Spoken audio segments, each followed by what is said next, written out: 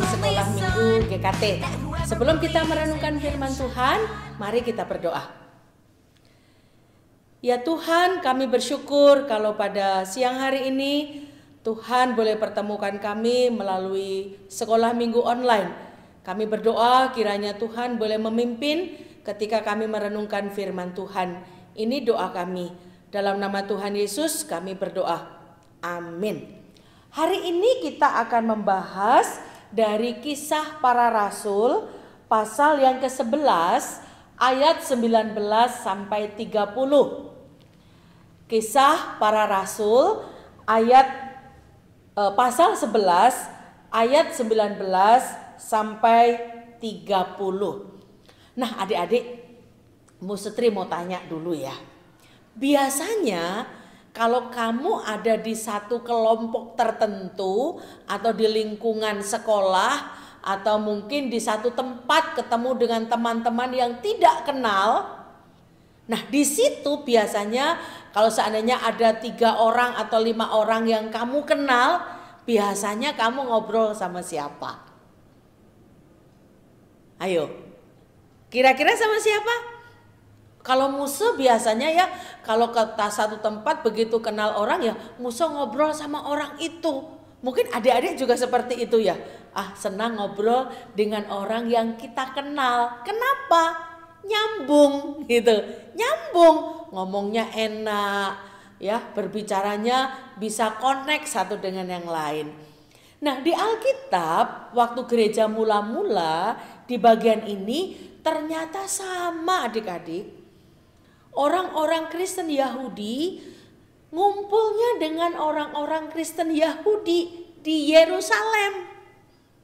Padahal kalau kalian ingat waktu Tuhan Yesus naik ke surga ada satu perintah, yaitu apa? Pergilah ke seluruh dunia. Jadikanlah semua bangsa muridku. Mulai dari mana? Yerusalem, Samaria, Yudea sampai ke ujung bumi. Jadi semua. Nah, waktu itu murid-murid Tuhan Yesus ngumpul semua di Yerusalem. Jadi mereka hanya bercerita tentang Yesus kepada orang Kristen di Yerusalem. Adik-adik tebak, kira-kira bagaimana cara Tuhan agar murid-murid Tuhan Yesus juga orang-orang Kristen di Yerusalem bisa menyebar kemana-mana? Ayo, kira-kira apa? Oh, betul. Berkat? Bukan. Apa? Hadiah? Bukan. Di Alkitab dikatakan apa? Penganiayaan. Apa itu penganiayaan? Kesulitan. Jadi banyak orang Kristen yang ditangkap. Ada yang dimasukkan penjara. Ada yang dibunuh. Ada yang disiksa. Wah, ada yang disuruh kerja keras gitu. Jadi orang Kristen dianiaya, disiksa. Mungkin kalian masih ingat satu orang yang sangat terkenal yang sangat benci sama orang Kristen. Siapa? Saulus, betul, Saulus. Tetapi di bagian ini Saulus sudah bertobat. Nah, adik-adik, karena penganiayaan itu, karena kesulitan itu, maka banyak murid mulai pergi ke berbagai tempat. Nah, di pasal 11 ini ada namanya Barnabas. Ya, Barnabas adalah anak Tuhan, seorang murid Tuhan Yesus, meskipun tidak masuk yang 12 itu, tapi dia orang yang sangat mencintai Tuhan. Waktu dia mau pergi ke satu daerah yang namanya Antioquia, dia ingat, wah, ada satu orang yang sudah dipilih oleh Tuhan untuk menjadi pelayan Tuhan, pekabar Injil. Barnabas ingat siapa? Saulus. Nah, adik-adik, Barnabas membawa Saulus untuk pergi bersama-sama melayani dengan dia. Kemana? Nah, di sini ada ya orang Kristen banyak tersebar di beberapa daerah.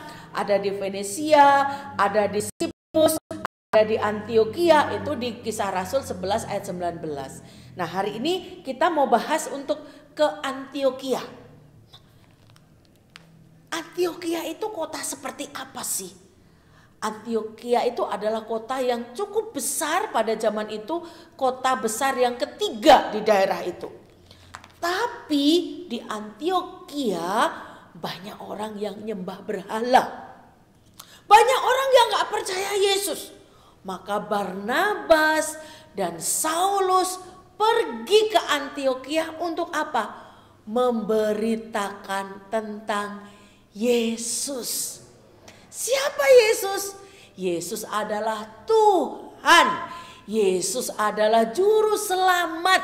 Yesus adalah Mesias yang membawa banyak orang untuk bisa pergi kepada Bapa di surga. Nah, Barnabas dia membawa Saulus. Ya, Barnabas membawa Saulus untuk apa? Cerita tentang Yesus. Adik-adik, puji Tuhan, ternyata pada waktu mereka bercerita pada orang-orang di Antiokhia, orang-orang Antiokhia banyak bertobat, banyak percaya Yesus. Dan di Antiokhia pertama kali para pengikut Yesus disebut Kristen, ya. Jadi para pengikut Yesus disebut sebagai orang Kristen pertama kali di mana? Di Antiokhia. Ya, ingat itu. Jadi pada waktu Barnabas dan Saulus membawa dirinya rindu dipakai Allah, wah Tuhan berkati. Sehingga pelayanan dia di Antiokhia bisa menjadi berkat. Nah, kalau adik-adik bagaimana? Suka gak beritakan Injil? Suka gak beritakan tentang Yesus? Yesus yang mana? Yesus juru selamat yang sudah mati dan bangkit buat kita. Coba lihat sekelilingnya. Teng, teng, teng, teng, teng, teng. Sekelilingnya. Teng, teng, teng, teng, teng. Wah, papa mamanya, engkau emaknya, adik kakaknya. Apakah sudah percaya Yesus atau belum? Nah, kalau belum, ingat, Tuhan pengen juga pakai kita. Kalau Tuhan tadi pakai Barnabas, pakai Saulus, sehingga berita Injil boleh kemana-mana, diwartakan kemana-mana. Tuhan juga rindu pakai kita, agar melalui mulut kita, kita boleh menceritakan tentang siapa tadi? Tuhan Yesus. Jadi kalau ketemu teman, jangan ngomongnya tentang game saja. Boleh gak ngomong tentang game? Boleh, tapi jangan terus menerus ya. Tentang game, tentang TikTok, tentang apa. Tapi yang utama juga ceritakan tentang siapa? Tuhan Yesus. Nah, di Kisah Rasul pasal 13 ayat yang ke-47 berkata demikian. Aku telah menentukan engkau menjadi terang bagi bangsa-bangsa yang tidak mengenal Allah, supaya engkau membawa keselamatan sampai ke ujung bumi. Siapa yang memilih kita? Allah memilih kita. Untuk apa? Menjadi terang. Apa maksudnya menjadi terang? Yaitu menyampaikan berita tentang apa? Keselamatan.